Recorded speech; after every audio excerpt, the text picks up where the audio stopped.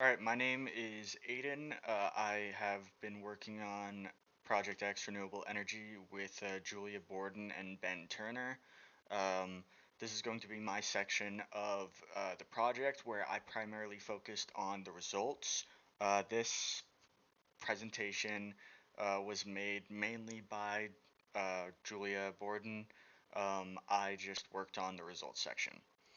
So, we first started our project by defining renewable energy as a energy source, energy that comes from natural resources and replenishes faster than it is used. So solar, wind, hydro, even some other forms like just other things. Um, this definition is important as it tells us the difference between renewable and non-renewable, and that's necessary for deciding whether or not it's implemented. The summary of our findings is here. We explored regulations, economic feasibility, and energy advancements. And our objective was to show the feasibility of renewable energy, educate on renewable energy, show the advancements as well as the drawbacks, and propose regulations to reduce global carbon emissions, similar to the Paris Agreement. The results, we found three key themes of economy, implementation, and comparison. We chose these themes because comparison of renewable and non-renewable resources is deciding which is better is important for understanding and just deciding whether renewable energy is to be implemented. Um, Speaking of implementation, that matters because the way that a renewable energy is implemented affects how cost effective it is, affects how much of an impact it has on carbon emissions, and we'll see examples later on what it looks like. The final thing is economical impact. It is important to discuss and argue for the implementation of renewable energy sources, as many countries aren't going to want to implement renewable energy sources unless it's economically feasible for them to implement it without issue. So the first theme is comparison, and we found in the article by G et al. Solar Energy Advances in CO2 Emissions, a comparative review of leading nations' path to sustainable future. That they compared countries like China, the USA, and Germany and revealed that different levels of impact are based on renewable energy use. So, countries that are heavily reliant on non renewable energy sources, like China, like the US, are produce far more carbon emission than countries that have started to switch over to more renewable energy sources. This matters for implementation as well. In the article "What Drives Renewable Energy Development" by Alagapan et al., is a direct comparison between coal and gas non-renewable energy sources and solar wind renewable energy sources, finding that there are lower CO2 emissions among solar wind energy sources, which comparing the two, if that's your only source of comparison, then obviously it's better to use renewable energy sources. As for implementation, the possibility of substituting renewable energy for non-renewable energy by Bella Mufutau Opiemi, um, argues that implementation matters, and the mixed use of renewable energy and non-renewable energy, while common, the levels of which that use is mixed is incredibly important. In the article, it was revealed that oil has the largest mean consumption volume, followed by gas. Renewable energy sources like wind, like hydro, are not close to that because they are harder to implement. And you'll see that in the economic section as well, that it is a lot more difficult to implement these energy sources as they just don't produce as much as at such a high volume, and that makes it more difficult for switch over to renewable energy to occur. And finally, economy is incredibly important for implementing renewable energy sources, as you can see through the Liu et al. Article promoting renewable energy through national energy legislation, that poorer countries just are not able to fully fund renewable energy use, the implementation of renewable energy use. That cost is difficult for many countries to get. And while it can be argued that countries that still use non-renewable energy sources but are first world countries like China, like the US, that still are heavily reliant on it, it also affects their economy because they can't just the previously discussed factor of renewable energy not producing as much as non-renewable energy sources makes them struggle to find the economic feasibility of implementing so much renewable energy to replace what they currently have in non-renewable energy. It's almost impossible, but there is a way. And finally, in the Raymond et al. Article revealing the dynamic effects of fossil fuel energy, nuclear energy, renewable energy, and carbon emissions on Pakistan's economic growth, they actually find that Pakistan, uh, using Pakistan as an example, that renewable energy sources like wind, like hydro, just mush into one, they all have a more positive economic impact than uh, non-renewable energy sources. This is because these renewable energy sources are more reliable. While they don't while they don't output as much energy as non-renewable energy sources, they are not as unstable as non-renewable energy sources. The discussion section is mainly handled by Julia Borden and Ben Turner, and I am going to hand it over to them. All right, so moving into the discussion section, um, we have why does renewable energy matter? Well, it reduces carbon emissions, minimizes pollution, provides alternate sources of power. It also replenishes faster than it is used, so it's not going to have that strain on resources, and that sort of fight that we currently have with resources. And then it doesn't damage our already fragile ecosystem because we're already experiencing effects of climate change. And then we found that the future of renewable energy, more countries are using renewable energy and experimenting with advances in renewable energy. We see this with like China, US, and Germany. Um, and then we have a global increase of solar energy as well. Um, and then there's more advancements in renewable energy, energy optimization, and more of a need for regulation for usage, just because we see this global uptick in energy usage. And then moving on to global concerns, we have power grid issues, specifically with the US. We already have a pretty fragile, strained power grid system. So we have so many energy requests that our power grid isn't really able to process that. So putting renewable energy sources on top of that would pose a lot of issues, and strain it even further with an already fragile system there just would not be good. And then another global concern is economic issues because it's globally believed that fossil fuels are like very profitable and good for economic growth. But what's not really understood is that clean energy and like nuclear energy have a lower economic impact and result in economic stability rather than these big price fluctuations like you see with fossil fuels. So, kind of a misconception there. And then we see regulation benefits. Um, so, regulation is important. It gets countries on the same page. It diminishes climate change globally because countries are on the same page and fighting for that effort moving forward of like less carbon emissions.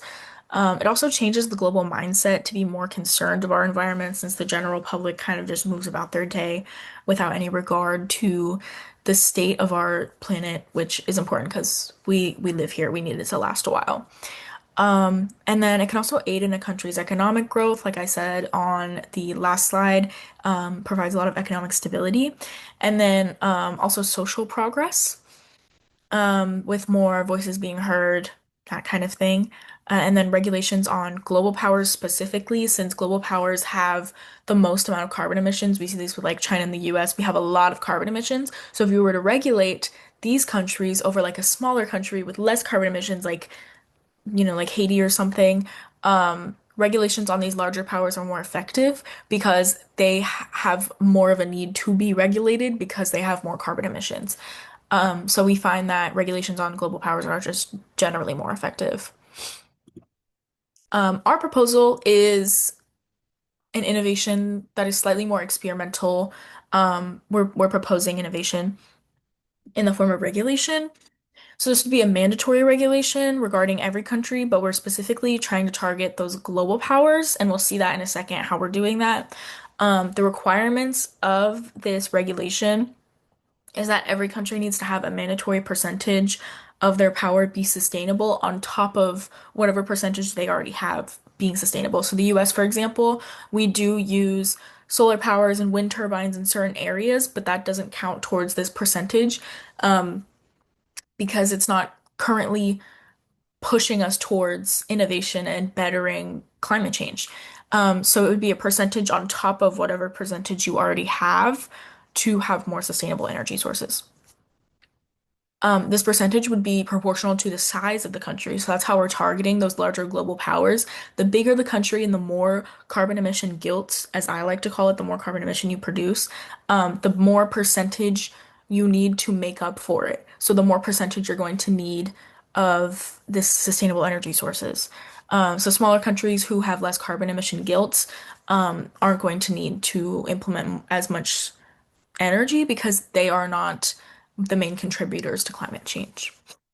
And then we will also have global leaders of carbon emissions pledging a proportional amount of money to climate change as sort of like a repercussion for the damage that has happened to our environment as a result of their innovations in non-renewable energy sources. So the money from these pledges um, will go into assisting other countries in implementing renewable energy. So, like I said earlier, the US specifically, we have a pretty strained power grid. So, money that we get from these pledges could go back into the US to advance and fix their power grid in order for them to successfully implement more renewable energy.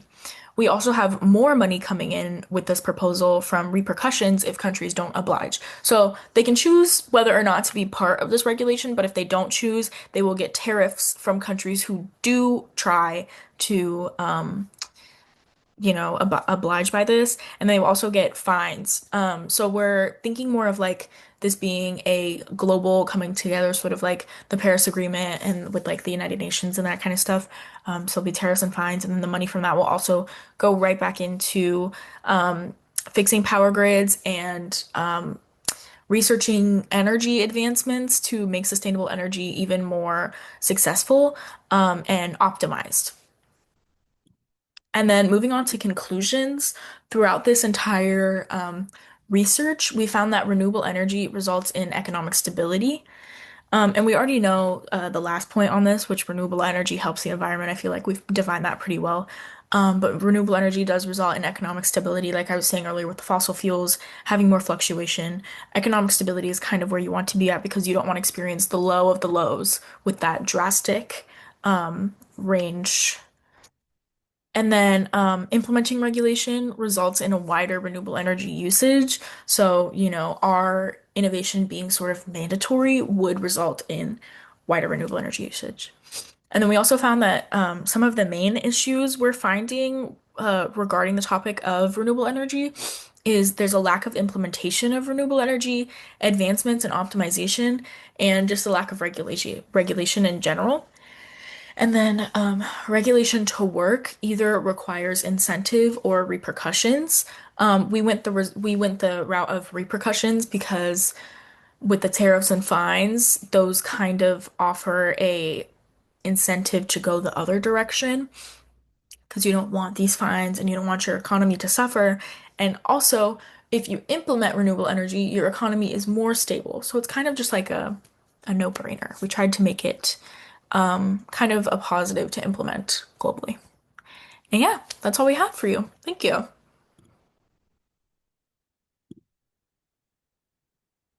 Hi, this is Ben Turner, and I'm here to discuss my articles for Project X. Okay, so the first article that I had found was titled Renewable Energy and Climate Change by Olabi et al. The article finds that the global dependence on fossil fuels is a major cause of climate change across the world and is creating hazards for the health of both the people and the environment, creating an urgent need for a worldwide transition to renewable energy. It shows that one of the major forces driving renewable energy right now is policy reform, as countries with policies such as feed-in tariffs, or FITs for short, and anticipatory transmission planning experience faster development than countries that don't have these. The article also highlights that climate-focused policies are beneficial to the economy and help with energy-efficient development. Additionally, rapid advancements in different renewable technologies, such as in solar and wind and hydroelectric powers and energies, these are increasing efficiency and affordability worldwide and making renewables more capable of replacing fossil fuels such as coal and oil on a global scale. A major point in the article is that addressing climate change requires strong policies to be put in place alongside supportive technologies. The authors argue that renewable technologies require many things to be able to beat out fossil fuels, such as support from governments, financial backing, and planning for the future. The article emphasizes that renewable energy laws are essential for reducing emissions and accelerating development and deployment of clean energy. Technological advancements provide the tools necessary for this, but policy frameworks determine how efficient they are.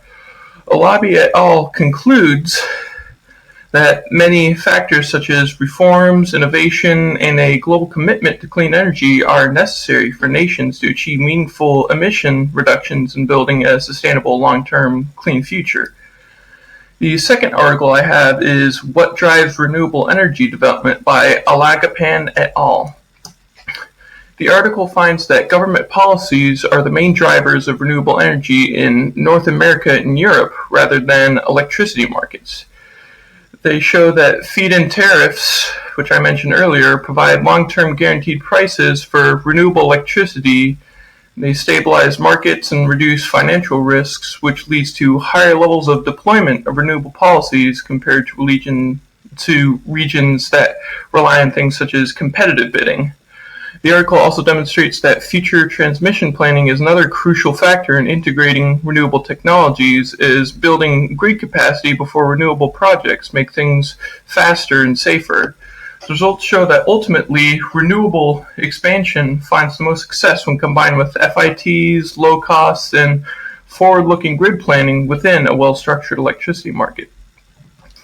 The article suggests that renewable energy success depends on cooperation between the markets and strong renewable policies rather than simply restructuring the electrical markets. While it's been shown that restructuring can improve competition and efficiency, the authors argue that policies like FITs provide the stability needed for developers to invest in new projects. Combining market restructuring with policies targeted for renewable development creates conditions where renewable energy becomes more economically viable and appealing to investors.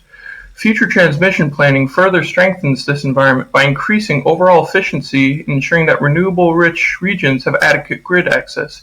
The authors conclude that all of these different factors combined form a winning formula for accelerating renewable energy growth across the world. My last article is Promoting Renewable Energy Through National Energy Legislation by Liu Y et al. The article shows that enforcing energy legislation requires the most influence for driving renewable energy development across over 100 countries worldwide. The authors find that nations that are able to reliably enforce laws for clean energy make significantly greater progress in reducing carbon emissions and expanding clean energy capacity than those who don't enforce these laws and policies. They distinguish between mandatory, accountable legislation and non-binding guidelines with little to no enforcement, which lack the power and influence needed to produce change on a countrywide scale. The articles also reveal that the ability of these legislations to be successfully enforced varies by income levels, with higher income countries tend to be able to more effectively implement and enforce these laws, while lower income nations have more difficulty with organizing financial aid and infrastructure. Additionally, through various graphs and data tables, the article illustrates how energy laws contribute to reducing, supporting developing countries, and influencing the use of various technologies designed to help with renewable energy. The findings of the study underscore that strong policy is the central force behind meaningful climate progress. The authors argue that global climate goals cannot be met through voluntary participation or financial incentives without a strong legal framework backing them. Mandatory legislation provides stability and predictability, which encourages developers and governments to commit to more renewable energy growth. The article also highlights the need for global support and aid in climate policy, noting that lower-income countries may require more support to effectively implement and enforce these renewable energy laws. By displaying the impacts of renewable legislations on emissions and energy transition through various graphs and data tables, the authors make a compelling case that strongly enforcing these renewable energy laws are essential for achieving a cleaner and brighter future. They conclude that without a solid legal foundation, the global shift towards clean and renewable energy will not be effective enough to help the environment and reduce the impact humanity has on the Earth.